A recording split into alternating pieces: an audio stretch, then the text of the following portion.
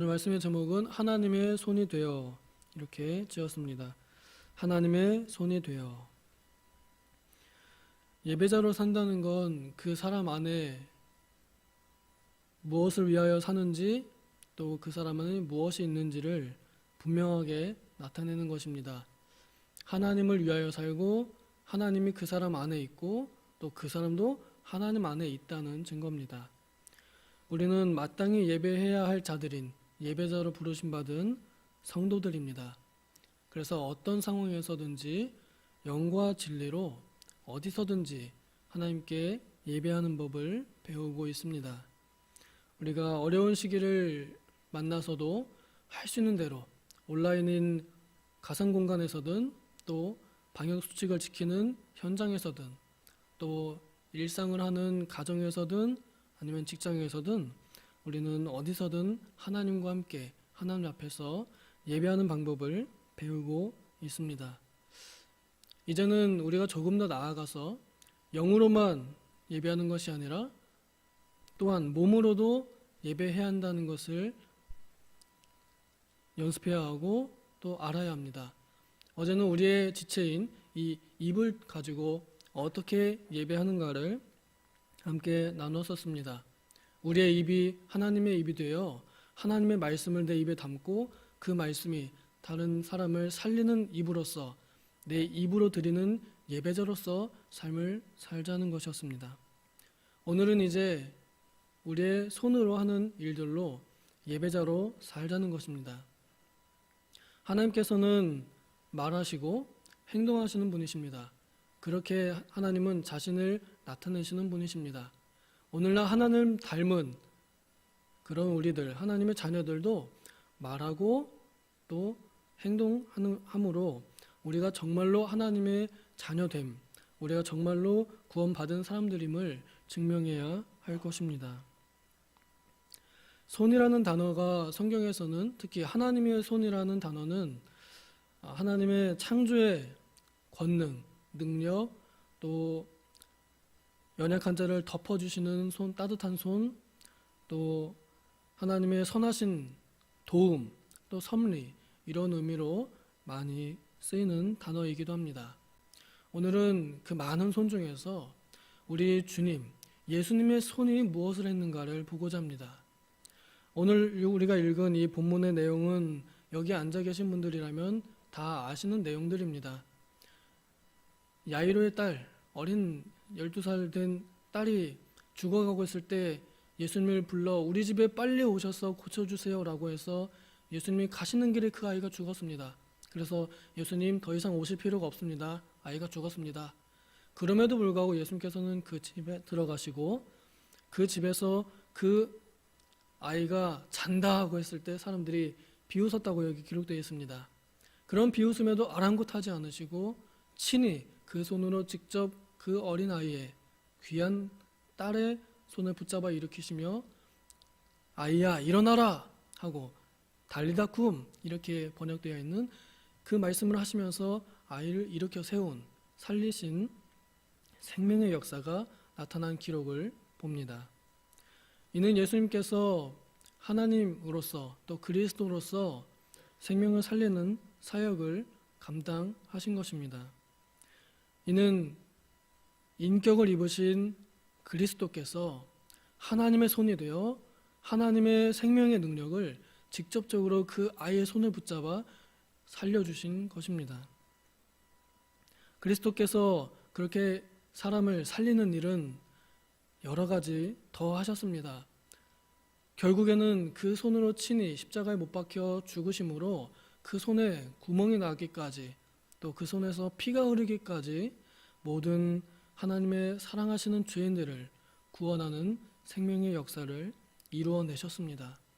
하나님의 손이 찔리심으로 원수되었던 죄인들을 살리신 것입니다. 그 사랑이 십자가에서 가장 크게 강력하게 일어났습니다. 오늘 우리 성도들도 마찬가지로 예수님께서 말씀하신 대로 자신의 십자가를 진 사람들입니다. 우리가 그래서 그 십자가를 닮은 사람들로서 살아가며 나의 손이 또한 못 박히신 예수님의 손과 같이 그의 손에 못자국에 손가락을 넣었던 제자들과 같이 우리도 내 손을 주님의 손과 맞잡고 내 손이 주님의 손이 되도록 살아가고 있는 중입니다. 이 예수님의 행동을 저는 조금 의아하게 생각했습니다. 보통 예수님께서는 그냥 말씀만 하시면서 일어나라, 심상을 들고 일어나라 38년 된 병자에게 뭐 이렇게 세워주지 않으셨습니다. 그 사람에게는 그냥 말씀만으로, 또 백부장의 아들도 네 아이가 나았다라는 그냥 그 말씀으로 너의 믿음이 참 크구나 하는 그 칭찬으로 예수님께서는 그냥 말씀만으로도 얼마든지 살리실 수 있는 분이심에도 불구하고 굳이 예수님께서 그 어린아이 손을 붙잡아 일으키셨음에 저는 좀 더 예수님의 그 의도가 있지 않았나 생각합니다. 예수님은 모든 성도들의 모범으로 이 세상 공생애에서 삶을 살다 가셨습니다.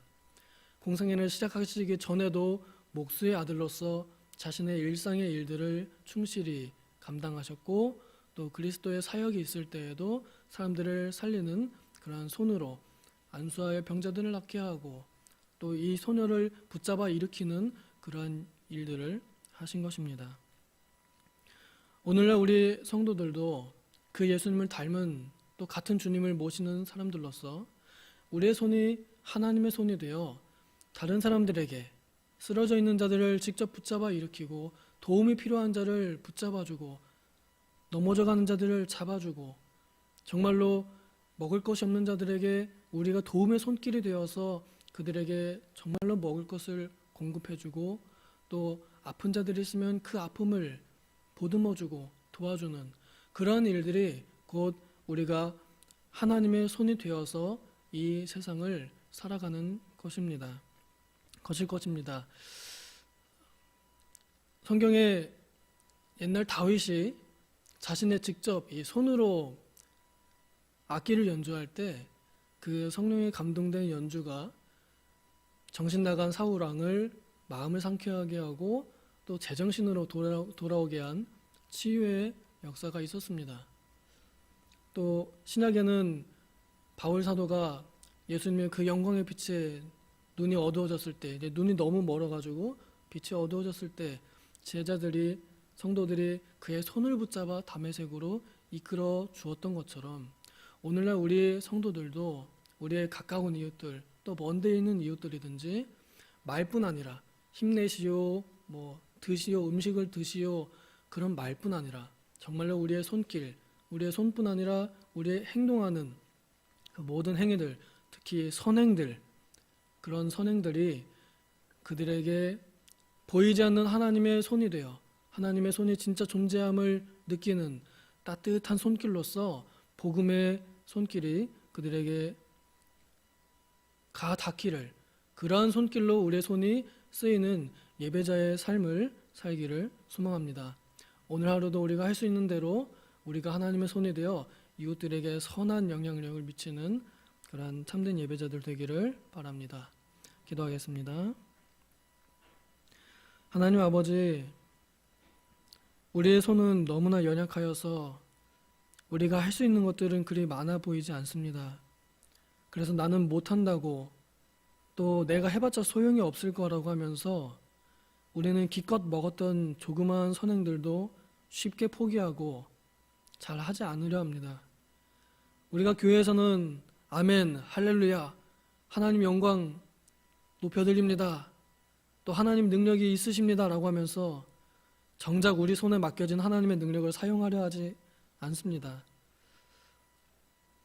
정말로 우리가 하나님의 살아계심을 증명하는 사람들이라 한다면, 예수의 증인이라 한다면 예수님께서 보이셨던 그 모범을 따라서 어린아이의 손을 붙잡아 일으켰듯이 우리도 우리의 연약한 이들을 붙잡아 일으키는 손길이 되어야 할 것입니다. 아버지여, 연약한 우리들을 붙잡아 주시고 주님의 성령으로 힘을 주사 우리의 손길이 어려운 이들에게 닿을 수 있도록, 그래야 그들에게 따뜻한 하나님의 손길이 정말로 따뜻하게 미치는 복음이 되게 하여 주시옵소서. 감사드리며 예수님의 이름으로 기도하옵나이다. 아멘. 주기도문으로